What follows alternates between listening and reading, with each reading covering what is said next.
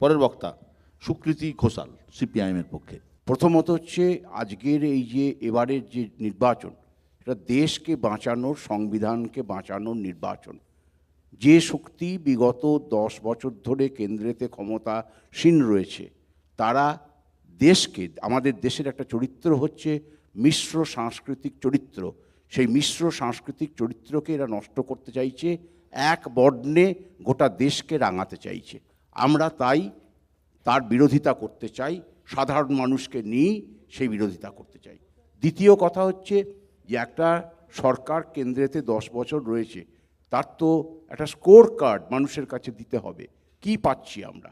Bakery বিগত 45 বছরের মধ্যে সর্বোচ্চ স্তরে পৌঁছেছে। আমরা মুদ্রাস্ফীতি দেখেছি, গ্যাসের দাম 415 টাকাটা সেটা 1100 টাকা, এখন ভোটের মুখেতে 100 টাকা কমানো হয়েছে। আমরা দেখেছি শিল্প, লাভজনক শিল্পকে পর্যন্ত বন্ধ করে দেওয়ার একটা নীতি নেওয়া হয়েছে, যদিও এই নির্বাচনের মুখে এসে দুর্গাপুরে গিয়ে মানে ওই শাসক দলের তরফ থেকে বলা হয়েছে যে না, এখানে দুর্গাপুরের শিল্পকে আবার খোলা হবে, লগ্নি হবে। আমরা জানি যে এটা কিন্তু ন্যাশনাল মনিটাইজেশন পাইপলাইন যে নীতি সরকার নিয়েছে সেটা অনুযায়ী কিন্তু এটা, তার সঙ্গে এটা শুধু কথার কথা। তারপরে আমরা কৃষিতে কৃষকের আয় দ্বিগুণ হবে, এটা ছিল প্রতিশ্রুতি, কিন্তু কৃষকের আয় দ্বিগুণ কোথায়? কৃষক শস্য বীমা আমাদের 10% মাত্র কৃষকরা পায়। এই যখন আমাদের দেশের অবস্থা, আমাদের দেশের এই অবস্থার জন্য কেন্দ্রীয় যে নীতির ফলে বৈষম্য বাড়ছে।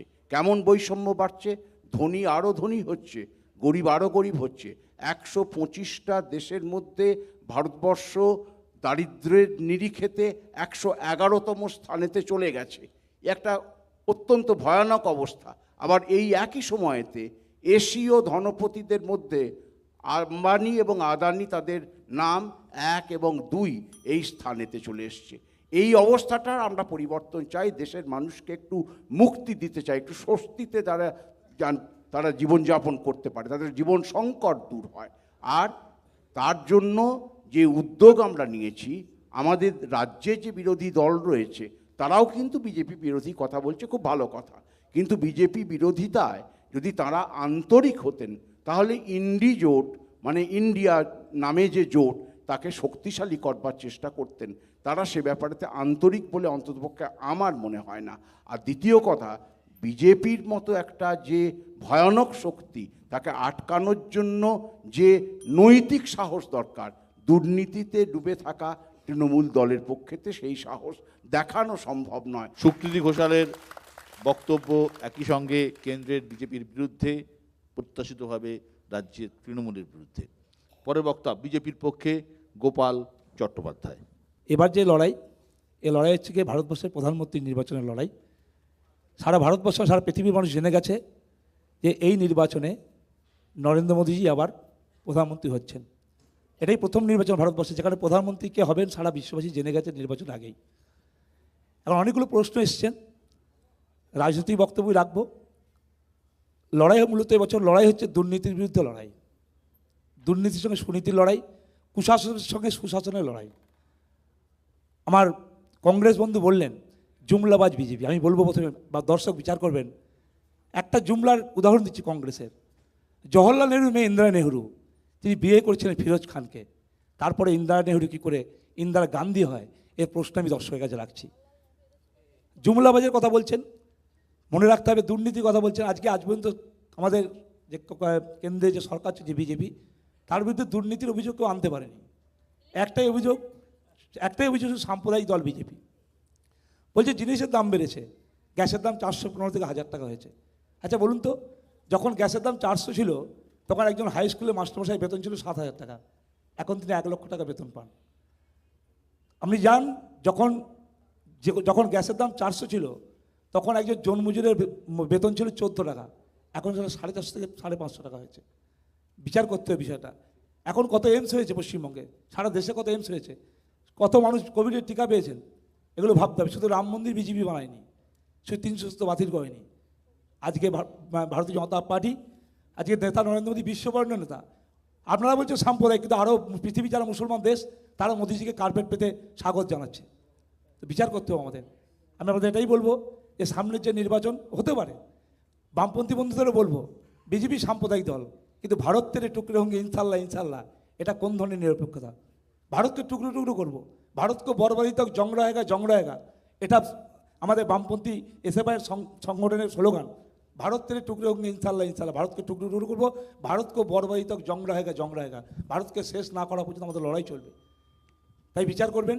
বিসর্জন, বাংলা বিরোধী বিসর্জন পরিষ্কার মনে করিয়ে দিই, আজকে যে বাংলা বিরোধী বলছেন শ্যামাপ্রসাদ মুখার্জি ছিল বলে আজকে আমি আপনি জ্যোতিবাবু থেকে মমতা ব্যানার্জি মতো প্রত্যেককে আজ রাজনীতি করতে পারছেন।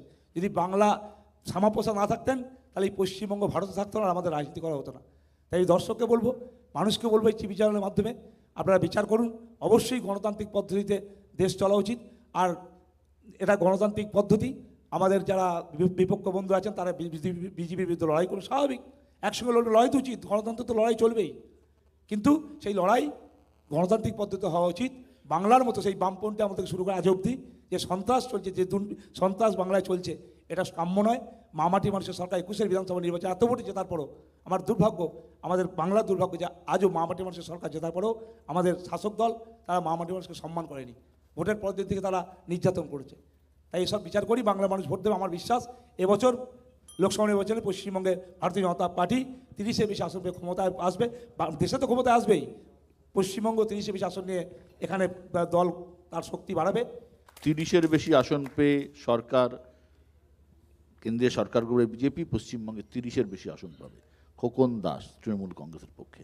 মূল ব্যাপার হচ্ছে, আমি তো নির্বাচনী প্রচার করছি, আমি একজন বিধায়ক, কিন্তু আমি কেন্দ্রীয় সরকারের এবারের নির্বাচনে এদের এজেন্ডাটা কি আমি তো সেটাই বুঝতে পারছি না। এরা 10 বছর ক্ষমতায় আছে, 10 বছর ক্ষমতার পর আবার নির্বাচনে তারা লড়ছে, কিন্তু তারা ভারতবর্ষের মানুষের কাছে কি চাইছে, তারা কি করতে চায় আমি তো কোথায় খুঁজে পাচ্ছি না। আমি বিভিন্ন জায়গায় মিটিং করে বলছি যে বিজেপি কি বলতে চাইছে, তারা ভারতবর্ষে আর কি করতে চায়। 10 বছরে যেভাবে দেশকে পিছিয়ে নিয়ে যাচ্ছে, আজকে হয়তো কেউ জানবে না, এবং শিক্ষিত সমাজের মানুষ জানে যে বিজেপি এই 10 বছরে ভারতবর্ষকে কতটা পিছনে নিয়ে গেছে।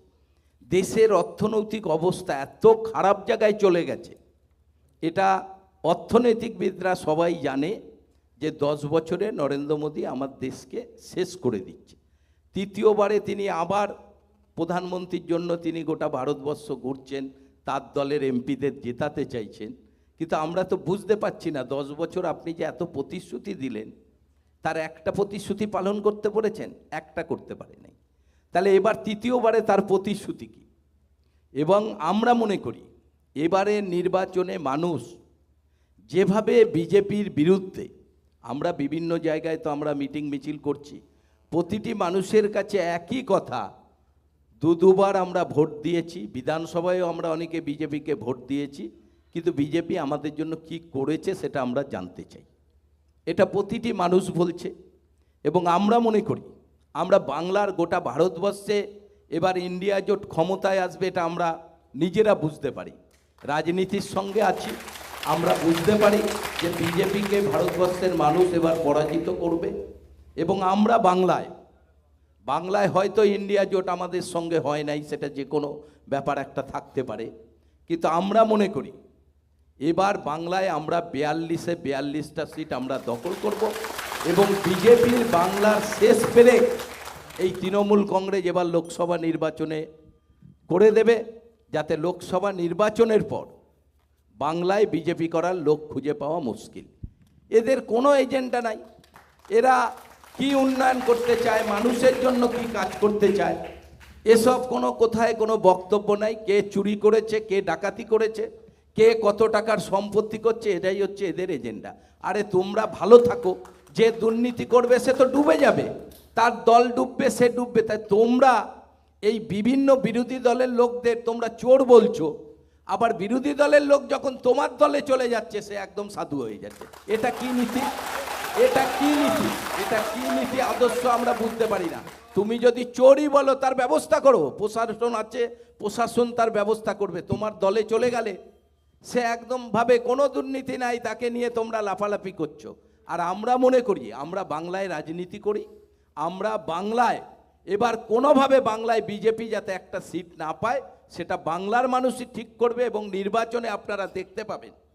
এখন অনেক বড় বড় কথা বিজেপির নেতারা বলছে, সবার গেছে মাথা খারাপ হয়ে, কারণ তারা বুঝতেই পারছে না বাংলায় ভোট হচ্ছে, আমাদের পক্ষে ভোট কোথায়?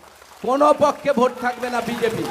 বিজেপির বিরুদ্ধে গোটা বাংলার মানুষ ভোট দিচ্ছে প্রতিটি জায়গায়। তৃতীয় দফা নির্বাচন হয়ে গেছে, ধন্যবাদ। আপনারা দেখবেন, যদিও আপনারা এমনিভাবে এক্সিট পোল এখন দেখাতে পারবেন না, তাহলে আপনারা দেখবেন মানুষকে জিজ্ঞাসা করে মানুষ কাকে ভোট দিয়েছে। প্রতিটি মানুষ বিজেপি বিরোধী দলকেই মানুষ ভোট দিয়েছে, এবং আমাদের আশা আমরা তৃণমূল কংগ্রেস বাংলায় 42-এ 42 পাবো।